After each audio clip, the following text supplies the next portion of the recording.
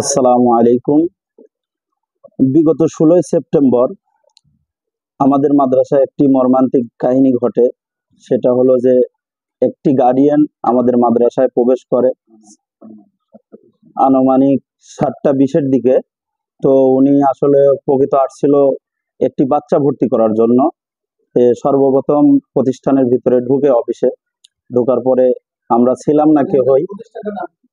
আমাদের প্রতিষ্ঠানের নাম মার্কাজুল উলুম মাদ্রাসা, মধ্যগাছির চট, দরগার পাড়। তো উনি ছাত্র ভর্তি করার জন্য অফিসে আসার পর আমাকে একজন ছাত্র ডাকে, তো ওনার সাথে কথা বলার জন্য। তো আমি ক্লাস থেকে অফিসে আসি।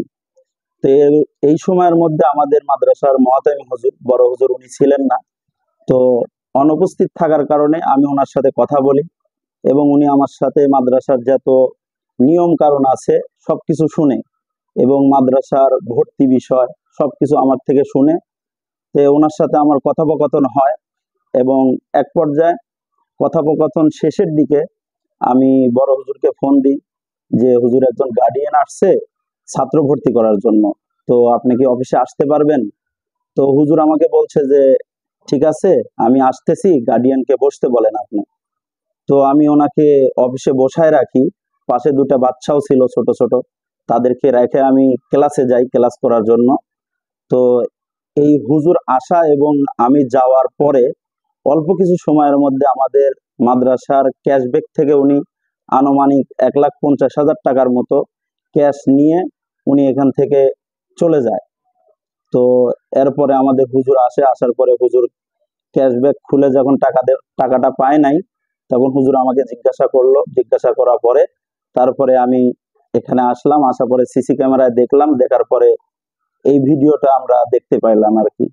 না, এখানে তো আসলে মূলত আমাদের অনেক ধরনের গার্ডিয়ান আসে, আমরা তো এরকম ভাবে ওনাকে ইতিপূর্বে কোনোদিন এখানে আসতে দেখি নাই। আমার জানা মতে আমি প্রথম দেখছি, কারণ আমি অফিসে কম বসি, কিন্তু আমাদের হুজুর বেশি বসে। ওনাকে জিজ্ঞাসলাম, উনিও বলছে যে ইতিপূর্বে আমিও দেখি নাই, এই ফার্স্ট। আসসালামু আলাইকুম প্রিয় দেশবাসী, আমি মার্কাজুল উলুম মাদ্রাসার মহাপরিচালক হাফেজ মাওলানা মোহাম্মদ তাওহিদুল ইসলাম। আমাদের প্রতিষ্ঠানে গত 16ই সেপ্টেম্বর আনুমানিক 7টা 20 মিনিটে এই মর্মান্তিক দুর্ঘটনা ঘটে।